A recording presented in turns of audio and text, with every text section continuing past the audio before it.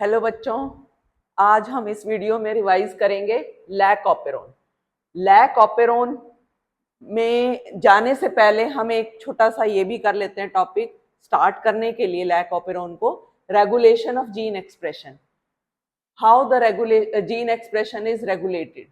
तो इसमें हम यूकैरियोट्स में और प्रोकैरियोट्स दोनों में देखेंगे कि कैसे रेगुलेट होता है। In eukaryotes the regulation could be at 4 levels. कौन कौन से हैं वो 4 लेवल देख सकते हैं। First is transcriptional level, second is processing level. चलिए सबसे पहले हम ये समझ लेते हैं what do you mean by transcription level. तो बच्चों ये देखो, सपोज दिस इज न्यूक्लियस और यहाँ पर ये इसके डीएनए है, डीएनए से बनेगा RNA, this is called as transcription level, right. तो ये उसके बाद क्या है, एक और चीज हम देख लें इसके अंदर, जो ये आरएनए बनेगा इससे mRNA, this is called as hnRNA, means precursor of RNA.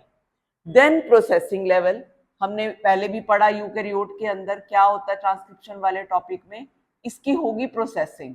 Processing में इंट्रोन्स रिमूव होंगे, एक्सोन्स आपस में कनेक्ट होंगे, कैपिंग होगी, टेलिंग होगी। तो ये सारे प्रोसेस के बाद ये होगा complete RNA. Now next level is, ये हो गया, ये एमआरएनए है, mRNA mature mRNA, mature mRNA. उसके बाद आइए थर्ड लेवल इज, ये था transcription level, then processing level, then transport of mRNA from nucleus to cytoplasm. अब कभी कभी क्या होता है, एचएनआरएनए बन गया, बस बन के रह गया, अगर वो ना प्रोसेसिंग हो तो आगे प्रोसेस नहीं चलेगा। उसके बाद अगर प्रोसेसिंग हो गई, प्रोसेसिंग होने के बाद बन गया एमआरएनए, उसके बाद ना न्यूक्लियस से मूव करे तो आगे वो प्रोटीन सिंथेसिस नहीं होगी। तो इसीलिए एक एक स्टेप पर हम देख सकते हैं, देखो transport of mRNA from nucleus to cytoplasm, ये आ गया साइटोप्लाज्म में फॉर प्रोटीन सिंथेसिस। तो अगर ना आए तो आगे फिर प्रोसेस रुक गया। अब next level is translational level, अगर आ गया, अगर आप आकर के राइबोसोम ही नहीं इससे कनेक्ट हुए तो आगे फिर प्रोटीन सिंथेसिस कैसे होगा। तो ये फोर्थ लेवल है, राइट। तो इसमें देखो हर एक लेवल कैसे ये रेगुलेट होता है, ये सारा प्रोसेस है। Transcriptional level, processing level, transport of mRNA from nucleus to cytoplasm and then translational level, right. तो ये 4 लेवल, आपको क्वेश्चन में ये भी आता है कि regulation could be done at 1 level, 2 level, 3 level और 4 लेवल, तो आप बता दोगे 4 levels. In prokaryotes there is only 1 level, ध्यान रहे, there is only 1 level of gene expression, that is transcriptional level, only and only transcriptional level, and it was explained in bacteria which is referred as operon। तो इसी को हम पढ़ने वाले हैं through lack operon, क्या है, ये किसने दिया, और इसकी डिटेल पढ़ेंगे हम, राइट। तो ये देखो बच्चों, लैक ऑपेरोन के बारे में स्टार्ट करने से पहले देख लेते हैं साइंटिस्ट के name. François Jacob, who was geneticist, and Jacques Monod, who was a biochemist। तो आपने सिर्फ ये वाले दोनों नाम लर्न करने हैं, Jacob and Monod, given by Jacob and Monod. They proposed a mechanism in 1961 called operon model for regulation of gene action in E. coli, Escherichia coli, right?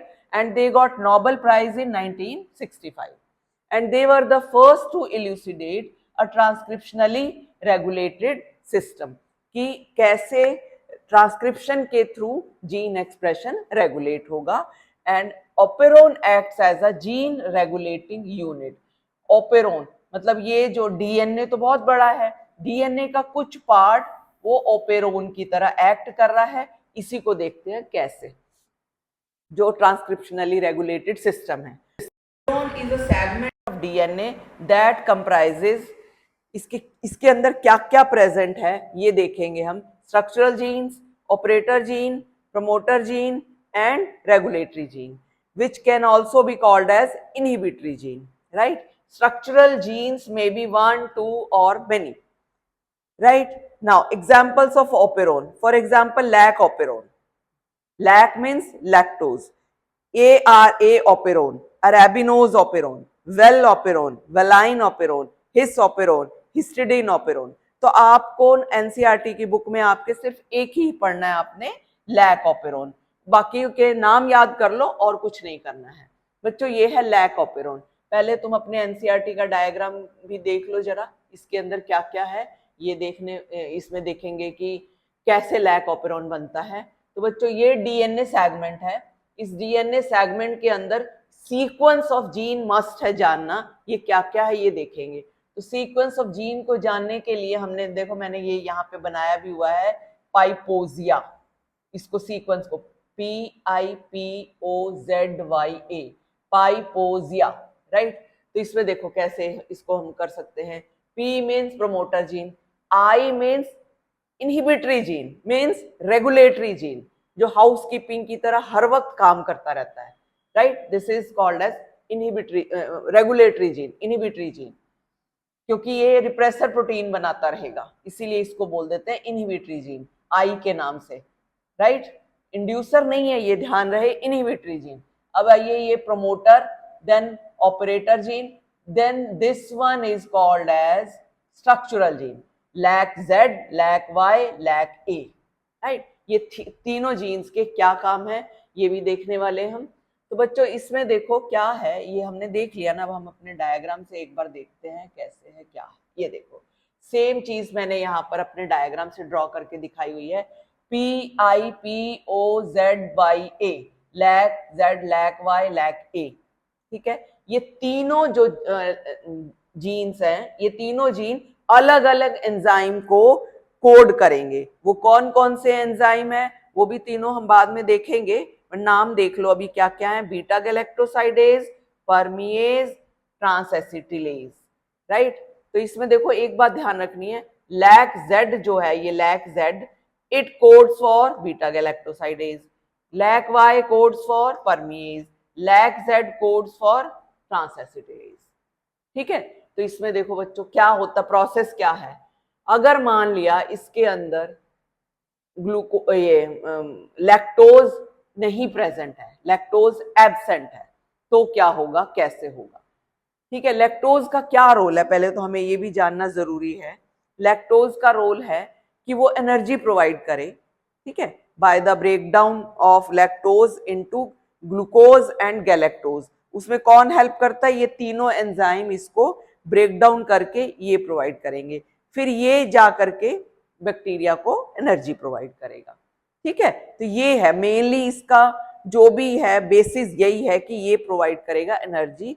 तो अगर लैक्टोज ही नहीं होगा तो फिर कैसे होगा, उसको एनर्जी कैसे मिलेगी। अगर इतना ग्लूकोज पड़ा हुआ है तो जरूरत ही नहीं है लैक्टोज के ब्रेकडाउन की, ये भी देखना है। तो बच्चों ये देखो, सबसे पहले हम देखेंगे कि मैंने जैसा कि बताया था रेगुलेटरी जीन का फंक्शन है, हमेशा काम करता है, ये रिप्रेसर प्रोटीन बनाता रहेगा। तो ये देखो एमआरएनए बनाया, रिप्रेसर प्रोटीन बन गया, फिर रिप्रेसर प्रोटीन का क्या काम है, ऑपरेटर जीन के साथ जाकर के कनेक्ट हो गया, उसको गले में फंदा डाल लिया उसने, उसको आगे काम नहीं करने देगा, उसको वहीं पे रोक देगा, ठीक है। तो जैसे ही इसको रोकेगा, इसको रोक दिया उसने, इसने एक तरह से गले में फंदा डाल दिया इसके, राइट। फिर जैसे ही इसको रोकेगा आरएनए पॉलीमरेज प्रमोटर जीन के साथ ज्वाइन ही नहीं करेगा, तो ये भी नॉन फंक्शनल हो गया। और उसके बाद फिर आगे lac Z, lac Y, lac A, they will not do this transcription and translation, ठीक है। तो ये कब हो रहा है, एक चीज ध्यान रहे, इन एब्सेंस ऑफ लैक्टोज, देखो मैंने यहाँ दिखाया हुआ है, इन एब्सेंस ऑफ लैक्टोज। अच्छा, अब अगर हमने लैक्टोज डाल दिया which is called as inducer, ये भी देखो इंड्यूसर क्या है, क्या काम करता है। तो ये देखो जब हमने लैक्टोज इसमें डाला तो ये क्या करेगा, रिप्रेसर प्रोटीन, अब ये इंड्यूसर लैक्टोज जो है इंड्यूसर, ये रिप्रेसर प्रोटीन के गले में फंदा डालेगा, तो ये आगे इसके साथ ज्वाइन नहीं करेगा प्रमोटर के साथ और इसके ऑपरेटर के साथ, तो आरएनए पॉलीमरेज जो है इसके साथ आकर के ज्वाइन कर जाएगा और प्रोसेस को स्टार्ट कर देगा। ये प्रोसेस आगे आगे चलेगा, पॉलीमरेज एंजाइम जो है आगे आगे ये बनाता जाएगा, फंक्शनल होता जाएगा, और लैक जेड जो है वो ट्रांसक्रिप्शन करेगा, ट्रांसलेशन करेगा, और फिर वो जो पॉलीपेप्टाइड जो उससे बनेगी वो बनाएंगे गैलेक्टोसाइडेज, परमिएज, ट्रांसएसिटिलेज। ये तीनों एंजाइम बनते ही लैक्टोज को कन्वर्ट कर देंगे ग्लूकोज और गैलेक्टोज में, राइट। तो अब ये देखो हो गया ये, इसमें तुम्हारे एनसीईआरटी वाले डायग्राम में भी सेम ही दिखाया हुआ है। जब ये एब्सेंट था इंड्यूसर तो फिर नो ट्रांसक्रिप्शन नो ट्रांसलेशन, जब ये इंड्यूसर प्रेजेंट था तो इसमें ये भी हुआ, ट्रांसक्रिप्शन भी हुई, ट्रांसलेशन भी हुई और एंजाइम बन गए तीनों। किसने? लैक ए ने, लैक जेड ने बनाया galactosidase beta galactosidase, lac Y ने बनाया परमीज, लैक ए ने बनाया ट्रांसएसिटिलेज। तो तीनों एंजाइम के बनते ही ये लैक्टोज कन्वर्ट हो गया ग्लूकोज और गैलेक्टोज में। यहाँ पे भी देख सकते हो इस इंड्यूसर ने रिप्रेसर प्रोटीन को आगे जाने ही नहीं दिया, आगे गया ही नहीं ये, और इसके साथ फिर ये इनएक्टिव कर देगा और वो एक्टिव बन जाएगा। इसमें यही जा करके उसको नॉन फंक्शनल कर देगा और फिर ये आगे कुछ कोई काम नहीं होने देगा, राइट। तो इसको एक बार देख लेते हैं क्या क्या है इसके अंदर, इनके रोल क्या है, ये सारी बातें देखेंगे। इन लैक ऑपेरोन अ पॉलीसिस्टोनिक स्ट्रक्चरल जीन, एक तो यही बात ध्यान रखो क्योंकि इसमें देखो इसमें 3 है structural gene, that is why it is called as पॉलीसिस्टो। Polysystonic structural gene is regulated by promoter and regulatory gene. Promoter and regulatory gene. And it consists of, it consists of one regulatory gene that is I, 3 structural gene, LAC Z, LAC Y, LAC A, ये तीनों हो गए। I codes for repressor, वही same जो मैंने बताई है वही बातें लिखी है। I codes for repressor of lac operon, Z codes for beta galactosidase, Y codes for permease, A codes for transacetylase, right. यही चीजें जो हमने अभी डिस्कस की थी। Lactose is the substrate for enzyme beta galactosidase and it regulates switching on and off the operon, that is why it is called as inducer, right. तो जब ये प्रेजेंट है तो होगी ये वाली प्रोसेस, जब ये नहीं है तो नहीं होगा, नो ट्रांसक्रिप्शन नो ट्रांसलेशन। अगर ये प्रेजेंट है there will be transcription and translation, there will be synthesis of these 3 enzymes. Lactose is transported in the cell through the action of permease. देखो permease का रोल ये है कि lactose cell के अंदर परमिएज के थ्रू जाएगा, सेल मेम्ब्रेन की परमिएबिलिटी को ये ऐसे इंक्रीज कर देगा कि लैक्टोज उसमें से एंटर करे। Repressor protein is synthesised all time from I gene, जो मैंने पहले तुम्हें बताया था, ये हर टाइम काम करता रहता है, इसको तुम मम्मी जीन बोल सकते हो। Are repressor protein binds to operator gene, और ये क्या करेगा? It prevents RNA polymerase from transcription. जो पीछे मैंने थ्योरी बताई थी वो समझ लो यहाँ पे सारी लिखी हुई है। In presence of lactose repressor protein is inactivated and allows RNA polymerase to function, right. जब लैक्टोज प्रेजेंट है तो ये देखो ये इनएक्टिवेट हो गया, ये इसको अलाउ कर देगा आगे फंक्शन के लिए। Regulation of lac operon by repressor is refer to as negative regulation, right. अगर ये इसके अंदर हम देख रहे हैं ना, इसको हम बोल देंगे क्योंकि ये रेगुलेट कर रहा है रिप्रेसर। अगर जरूरत नहीं है आगे, हम चाहिए नहीं है, मतलब पड़ा हुआ है पहले से ही, अगर लैक्टोज की जरूरत नहीं है तो फिर क्या करेगा ये रिप्रेसर? इसको बंद कर देगा, फालतू में एनर्जी को वेस्ट नहीं करेगा और इसको ऑफ कर देगा सिस्टम को, ठीक है। Okay, thank you.